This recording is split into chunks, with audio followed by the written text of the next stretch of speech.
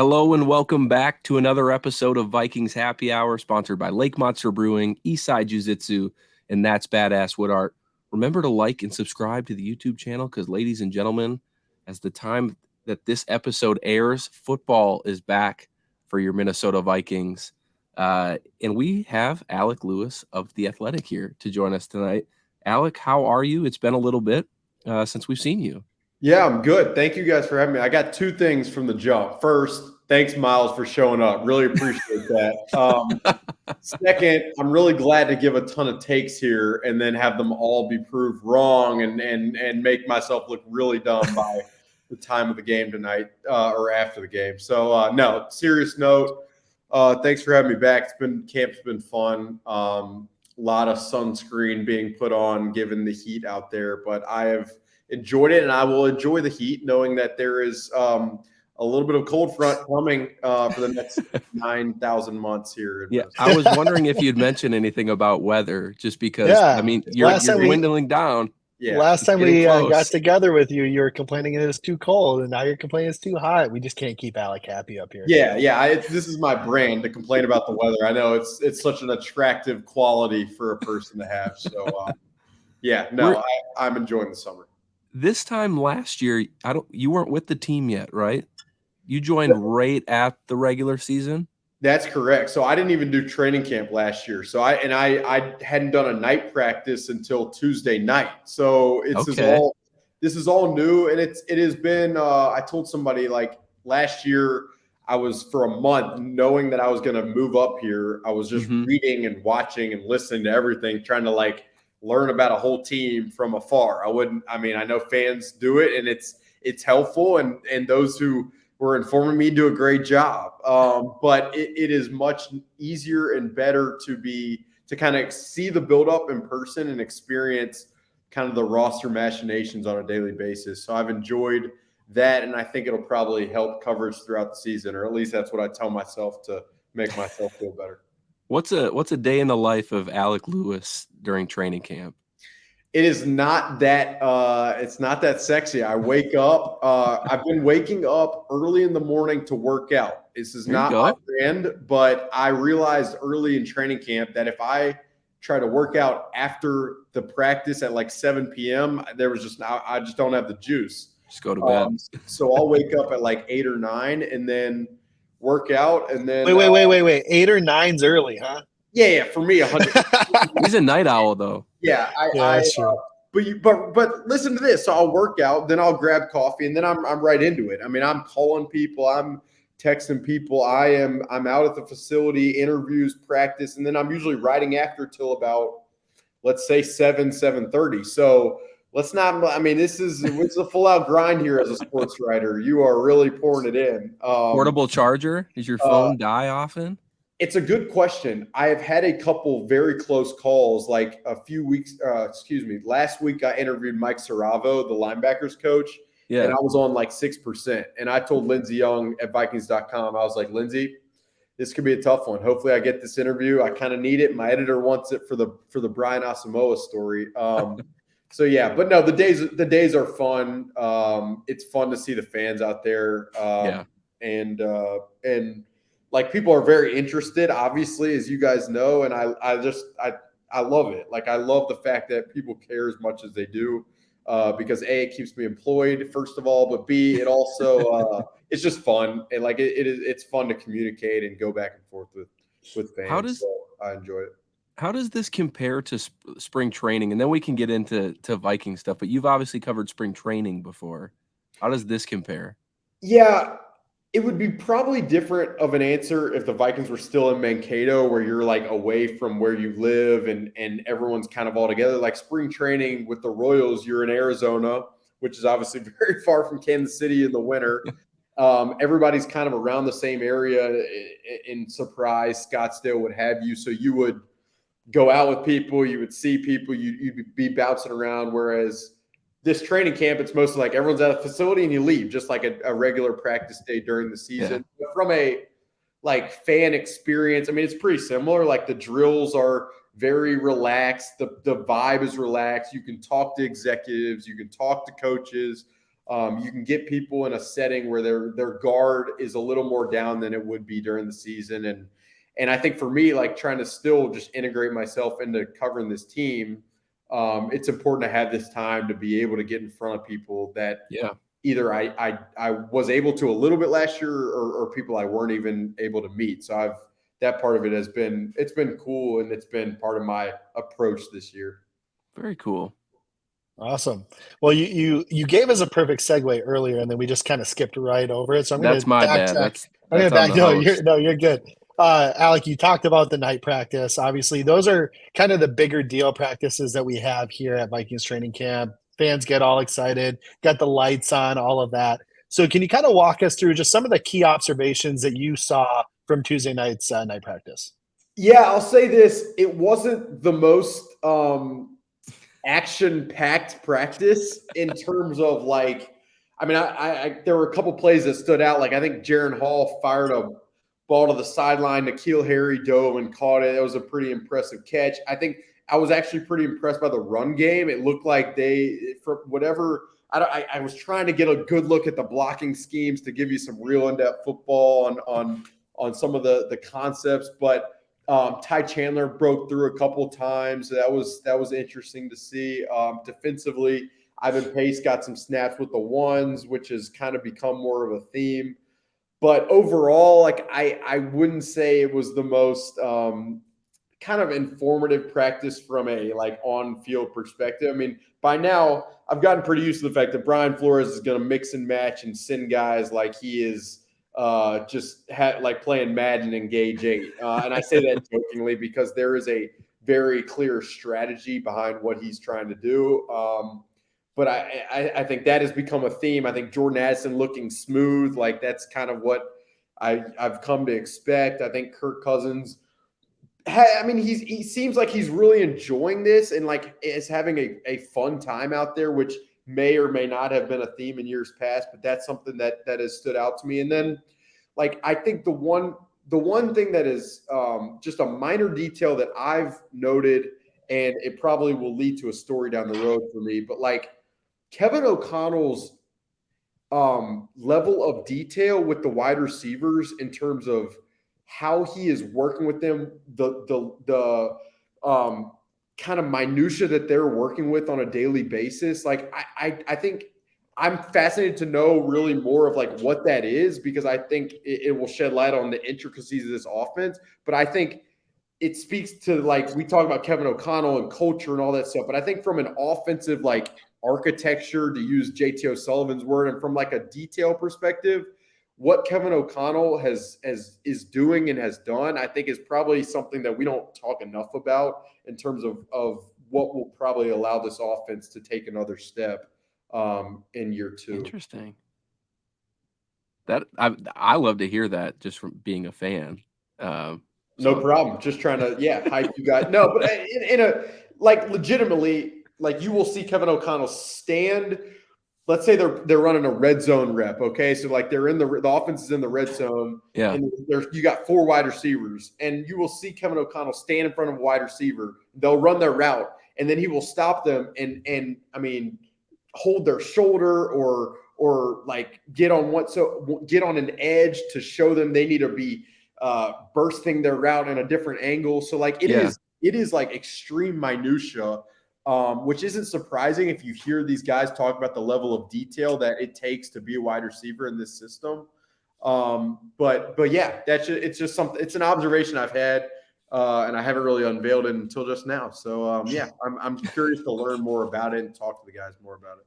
It is interesting that you bring that up, though, because I do remember seeing a clip recently. Obviously, it was within the last couple of weeks, but it was Jefferson and Kevin O'Connell on the sideline, and I was like, is Kevin O'Connell really giving Justin Jefferson advice right now? But I mean, obviously there's intention behind what he's trying to do. And that's part of what's fascinating to me about it is you would think like Kevin O'Connell's a quarterbacks guy. What does he know? But like, again, this is his offense that he has designed that obviously alongside the coaching staff. And I don't think the casual fan realizes that like everything is tied together. The yards that a receiver is supposed to take on their route is tied up to Kirk's drop. The angles that they're taking as a receiver affect other guys' angles. So there is a level of detail with this where they're trying to maximize the amount of space on the field that as people listening to this, they're probably like, this guy's insane. But I legitimately think there is that much level of attention and intention paid to this stuff. And that I think it has to at this level for teams to have success. Yeah. Ryan, you're muted. Yeah, sorry.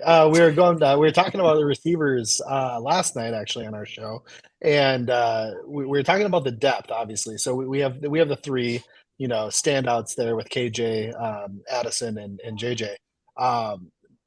The depth behind them. How is that kind of unfolding for you and what you're seeing at these practices and training camp?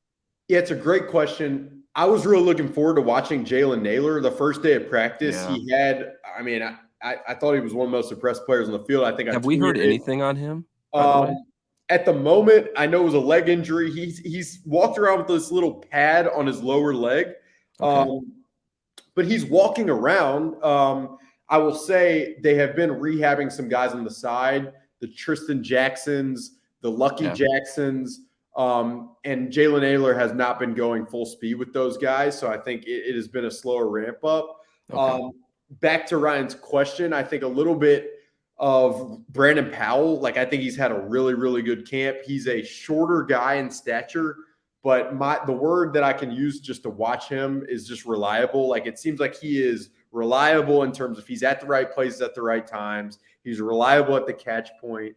And he's, I think, going to be reliable as a punt returner. So I think he's a guy you'll probably see tonight when they play the Seahawks. And then outside of him, and I mentioned Tristan Jackson, he's had a heck of a camp. The injury will probably set him back a little bit, but I thought he had the potential to impress a little bit. And then there are other names, the Jalen Ragers, the Thayer Thomases. I mean, there are other guys, but I think if Jalen Nailor had remained healthy and continued to do what it looked like he was going to be able to do, and then you add Brandon Powell to the mix, so you start talking about a room that is probably start to rank up there in terms of the NFL wide receiving corps. So I think once I evaluate and hear more on Jalen Nailor's health, you'll probably have a better idea. But I think having Brandon Powell and adding him is something that will help this team at some point.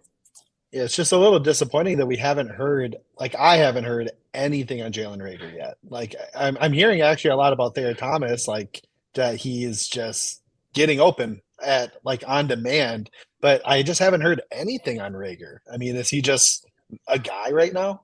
He will play a lot against the Seahawks. You'll see him a lot. And so I think that it'll be an opportunity for you to see it. And if he performs, we'll be talking about it.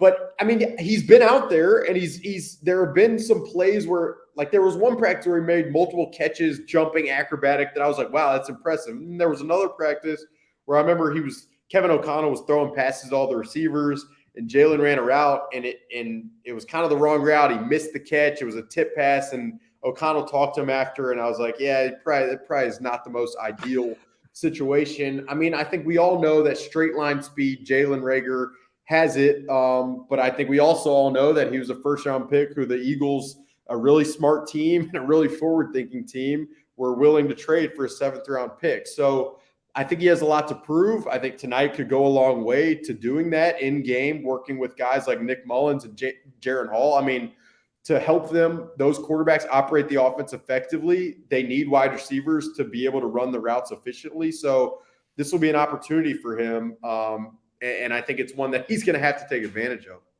You mentioned Jaren Hall, and I just want to get your thoughts on that because we were all down at the Senior Bowl. We watched him perform down there.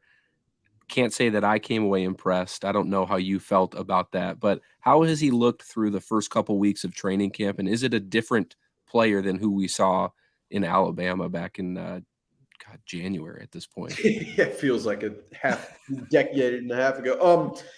Yeah, I would say that it hasn't been beautiful at all times for Jaren Hall. I mean, there were a couple practices early where he threaded the ball really nicely.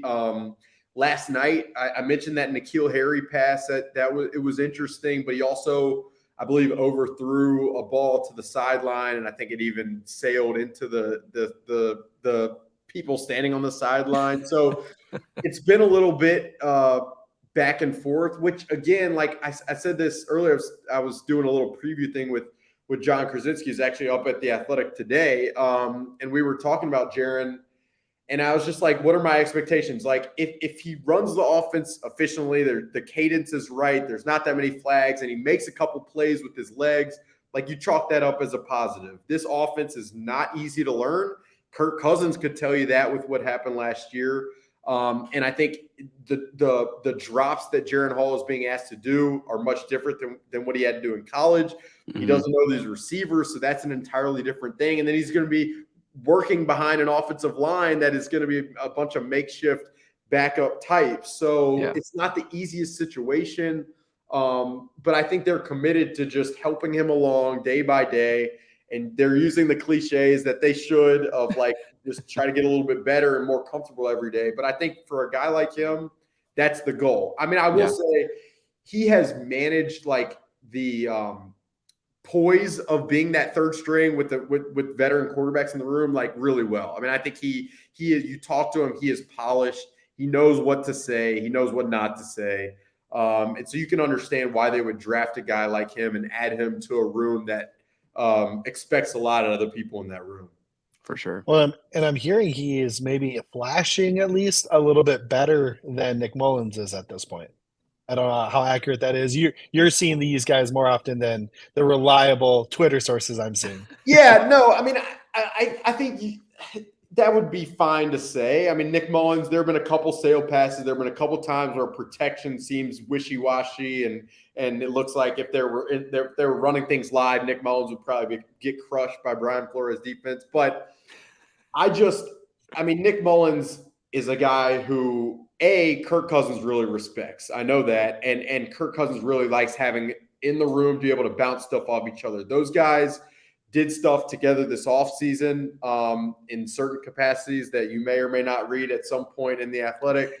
And so I wouldn't expect like Nick Mullins to be supplanted at all. Like this is a guy who started games. He understands this scheme at a level that Jaren Hall just can't at this point. And so, yeah, I mean, I could probably react a little bit to certain practices or what have you, but I think tonight will probably provide some indication. I think just in general, there's too much confidence in what he means to that room in general to really make any rash, probably observation or judgment.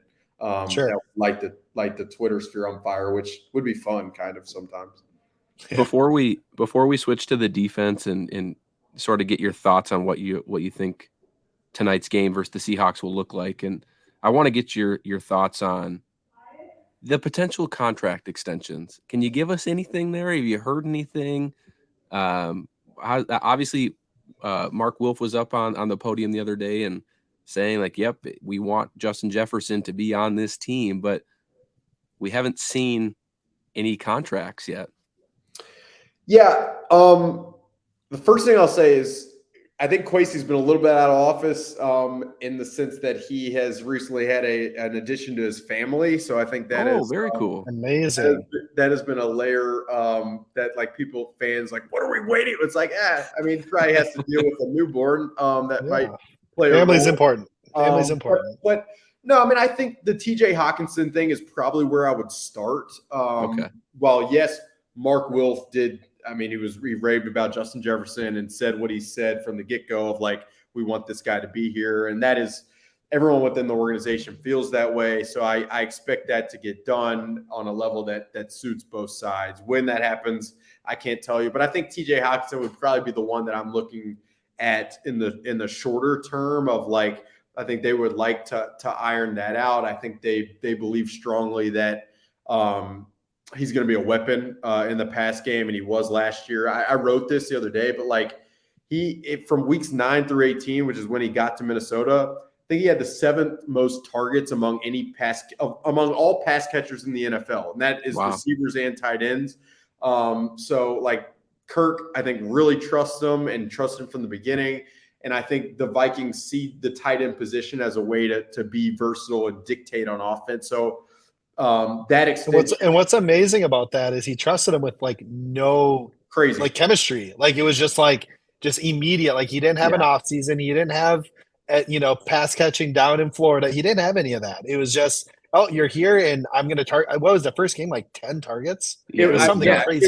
It was 10 or more. And I it's low key, but I think a lot of credit should go to David Blau, who was here, who ended up starting games at the end of the year for the Cardinals. David knew the entire Lions verbiage and offense, and he knew how to translate that in some way into the Vikings verbiage and offense. And I think that really helped TJ acclimate on a whim, and him being able to acclimate helped Kirk Cousins trust him. So back to the extension point, like I think they would like to get that done. In terms of timeline, again, I think it would be hard to really say. I think it could happen at any time, and so it's always that's always a moving target. But I think those two guys, in terms of Justin and TJ, I think those will, in my opinion, dictate a lot of like, now you understand what your books look like this year, next year, and the year after. And now we can kind of see, like, if we have room to spend this year, then maybe you go add depth at certain spots. I mean, I know they worked out Ronald Darby. They had Dalton Reisner in for the visit. I think I personally have talked about the backup running back spot as a potential add for depth. So I think I would expect the extension thing to kind of be on the front burner when probably in the short term, and we'll go from there. But I don't have any concrete. They've talked this number, and here we go. Those things are just so fluid that it would be kind of irresponsible to throw you some scuttlebutt, I should say. That's fair. But you probably have some articles a little pre-written, right, to get that story out. Sometimes you pre-write. Sometimes I am dumb. I'll call myself dumb, and I like feeling it and then reacting. And again, my editor would be like, "Yeah, well, we like having it in the system so we can just go." It'd probably behoove me to come up with some stuff to think about. But I it's all up here. I trust you. Yeah. Well, and you write great articles, right? Speaking of which, the Brian Asamoa article, if you haven't read it, you got to get out there and read that because it's fantastic. Can you tell us a little bit about what went into that and kind of what you're seeing from him, just because I'm a fan, extra big fan of his. Give him Oklahoma ties. Yeah, Brian is one of the easiest guys to talk. I mean, he has been from the day I stepped in. I mean, he's just got like his one of the guy who recruited him to Oklahoma, Tim Kish, said to me, he's like, this guy just loves life. And that's a great way. I thought it was a great way to describe, like, when you see Brian Asamoa when he's playing his best or when he's like feeling his most comfortable, it's like a guy who's smiling, who's energy, who's DJ, who's music, who's talking about Burn a Boy. Like that is Brian Asamoa when he is at his best. And to me, like, the more I thought about his arc and his fit within the scheme, the more I was like, this guy is kind of the representation of the shift that is happening. It is youth. It is downhill. It is aggressive. It is explosive. And like Brian, so I thought of it as like, you know what? Like, Brian Asamoah is the one-man embodiment of this shift that is happening with this defense. And so I sat down with Brian and talked to the college coach, like I said, and talked to Mike Saravo, who's the linebackers coach, who spent a lot of time he coached in college at Baylor in the Big 12 when Brian Asamoah was there. So has that kind of understanding of how Brian was coached in college. And so I overall, like, it was a fun thing to do. I probably could have gone deeper, and I probably have a lot more that hopefully we'll save for when Brian Asamoah is flying across the field, ramming into people. But I expect him to be in that linebacker group. I think he talked about improving in terms of getting off blocks and dropping in coverage. And I think those will always be the moving targets for that position. For a guy like his size, but just the explosiveness is impossible to miss, and his measurables are off the charts. So I think it'll be interesting to watch how they use him, how they use Ivan Pace, whether they use those guys together, what Jordan Hicks's role looks like. So that position is, I mean, as most of them are, it's to me, it's one I'm fascinated to see as joint practices come and things progress.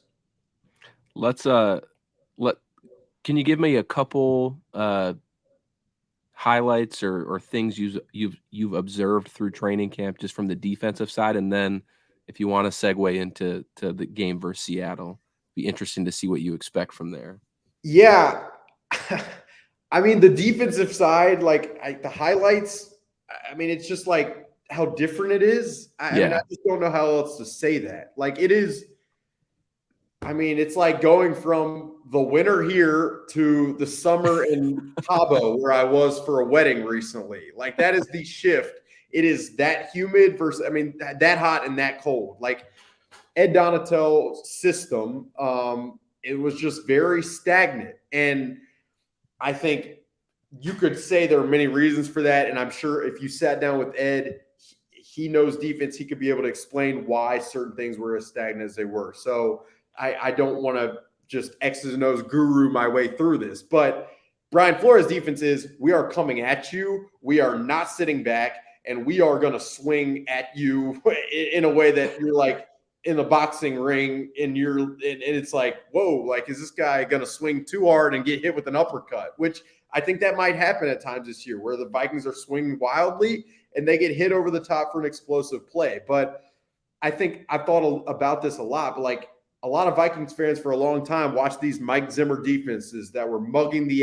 A gap, that were aggressive, that no, they might not have always been so successful. I'm thinking 2021, et cetera, but they were coming at you and they were not holding back. And so I think that is the highlight of the shift. I mean, I've seen Harrison Smith fly around from the front on the defensive front to the safety position. I mean, I think you're going to see him do what Harrison Smith does at his best. I think you're going to see cornerback blitzes. You're going to see guys out of the slot blitz. You're going to see those guys blitz and other guys cover their spots.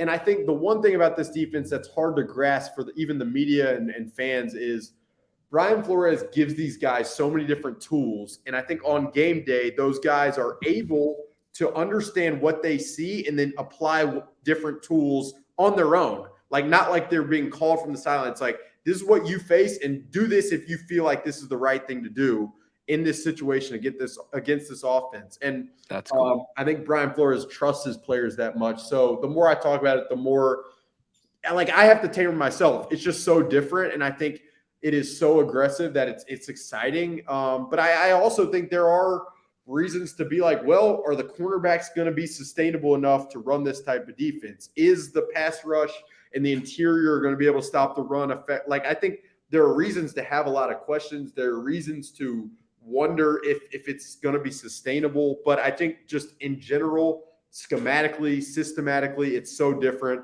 and it's so aggressive after such a passive season that it's hard not to just talk about it the way I am, where I'm probably screaming into the microphone. No, man, I think that's a good thing for fans to hear. I think they were sick of getting, just nickel and dimed last year on defense. And so, the opposite of that, which clearly is what it appears to be, will be welcomed. I saw you just drink some Starbucks. What's your go-to drink? I'm drinking water now. I'm hydrating. I've been talking, I think, for like 6 hours today. But I'm a grande vanilla sweet cream cold brew guy. Okay. I spend way too much money on it, but as long as you have the rewards program, it's fine. Yeah, no, I do my best. I think I'm a gold platinum membership or whatever. But, no, yeah, it's a good segue actually. Coffee, Seattle Seahawks. It's a good segue. Sure. Well, let's do it. What are you looking forward to, or what are you looking for? In the Thursday night game. I'm looking for a lot. I mean, I'm looking at offensive concepts and defensive personnel groupings. Mm-hmm. That's the nerd in me will be looking for that. But like on a very base level, I'm really excited to see Dwayne McBride. Like, I hope we see him a lot, and I really just like want to see what he looks like in live action. Yeah, because he's had somewhat of a quieter camp. There have been some fumbles. He has caught some passes. But without it being live, you can't really see how his college tape translates. And so I think like I'm just really looking forward to seeing, like, is he just going to be ping-ponging off guys all over the place? Because I will be laughing and enjoying it if that's the case. And that was his calling card in college, right? It was just like breaking tackles like nobody's business. Yeah, and I wrote this today, but like the tape in college was just like you just can't stop laughing. It's like watching like an adult play on a mini hoop in a driveway against their like son, and they're just like swatting it away like that. That was Dwayne McBride against CUSA defenders. And so I think to see him in live action is something I'm looking forward to seeing. I mean, obviously I'll be evaluating Lewis Seen and the cornerbacks, the Joanne Williams, Andrew Booth. I want to see, and yeah, I mean, I want to see if Ivan Pace plays or if they might use him so much that maybe they're gonna wait. So I want to see Jaren Hall. I want to see how smoothly he runs the offense, and I want to see how quickly he's getting through reads. If he's getting through reads too quickly, is he bailing out of the pocket too quickly? Like I think from a player perspective, that's stuff I'm looking forward to seeing. Ty Chandler in that backup running back spot, I think I want to see how he looks. So I will be locked in at 9 o'clock, probably with more coffee, and I will be probably watching all 22 tape the day after, which is probably sad to say for a preseason game, but yeah, it's your job, man. They pay me to work. So I probably you have a job that many folks would love to do. So I saw that picture you took the other day leaving the practice field at night, and it was just that's beautiful, man. Yeah, no, I mean, I say this all the time, but and there are parts of this job where you start to get I don't know, but it's like, buddy, you're watching football for a living and writing about it. You can be creative. You can do this. Like, we should probably enjoy. Like, I mentioned Lindsay Young earlier, but she did this story this week on what is it called, the Immaculate Game, and yes, if anybody hasn't read that, I would say please go to Vikings.com. And no, I'm not getting paid to say this because that's the team side and I don't write for them. But it was just like that type of story where it's so fun and like you're talking like relatable, like human being, like that's the stuff you do this for. And and so yeah, I don't take it for granted. And I mean, I told you. And she does great work too. I mean, Lindsay, I love Alec Lewis's work. Lindsay Young, she does a great job. So. Yeah, Lindsay, and like, what I would say is on the outside for fans, like it's hard to understand. Like when you do this job, so much of it is about creating a level of trust among the players and the people you cover. Mm-hmm. Lindsay has been here for a long time, but like the level of trust she has from the people inside that building is something that I don't think the outside people who don't do the job could understand. But it is like so admirable, and she's worked so hard to get to that level that I feel like it's important to say. But yeah, like you don't take for granted the opportunities to get to do this, to get to write about it. And I usually, like for me covering baseball, spring training was always that reminder for me. But I think after the summer, just getting back into the swing and being around as many people as we get to be around every day. And I was like, you know what, this is pretty cool. You get those reminders at random times, and that was one of them. That's awesome. Any other questions for him, Ryan? Otherwise, I think we took him way past his I think agreement. I'm good. I looked at all my preset questions. I think I got them all answered. The only one that was important was Asamoa. So of course, I'm glad we got there. Yes. Glad we got there. I'll ask you guys this, and I've got some more time. Not a ton. Okay. I've got 5 minutes. What are you guys most looking forward to seeing tonight? Oh man, I think for me, you kind of nailed it with Jaren Hall. I think that's the first one I want to kind of watch, just because it is a developmental quarterback, and just yeah, I'll just leave it at that. I just want to see if he's progressed from what we've kind of seen in college, from what we saw at the Senior Bowl. More interestingly, I want to see the defensive line. I'm concerned about them in some ways. The depth behind the starters is quite concerning. Is anybody going to step up? Is Ezzy Atomaway going to kind of show out? Is Jaquelin Roy going to do something? We talked a little bit about Patrick Jones and DJ Wanham last night on our show, but Just kind of want to get an observation on that defensive line and what that's going to look like this year. And then I think the big one that you covered, at least for me, is Brian Flores' defense. It's the buzz of the town, right? I mean, it's that whole side of the ball is rejuvenated, and you can see it in the players and in their excitement. And so I'll say this, last night, at the Tuesday night night practice, Brian Flores walked down. He's wearing sunglasses. It's like 7:45. I'm like, I mean, this guy's just too cool. He has got to wear sunglasses. All kidding aside, there was a fan, Flores, I love you. I was like, oh my God. And he looked over. I'm like, this is a defensive coordinator. But I get it. But it was a fun little. People weren't doing that with Ed Donatel, I can tell you that much. Not towards the end of the year. No, they were not. Yeah. What about you, Ryan? I want to kind of see how some of these higher draft picks from last year can perform, right? Like, again, Lewis Cine, really, first round pick, comes with so much athleticism. I just kind of want to see what he can do now that he's recovered from this leg injury. Andrew Booth, he seems to be healthy-ish, about as healthy as he probably will ever get. So I want to see if he can, come in there and contribute. You mentioned the N'Keal Harry catch. He was on him on that play, and it was great coverage, honestly, at least from the angle that I saw. And N'Keal made a great play. Jaren Hall made a great throw. I mean, it was all around a really good play for all three of those guys. So I want to see how they can perform, and can Andrew Booth kind of cement himself as like the guy off the bench, right? Because at this point, that's what he would be.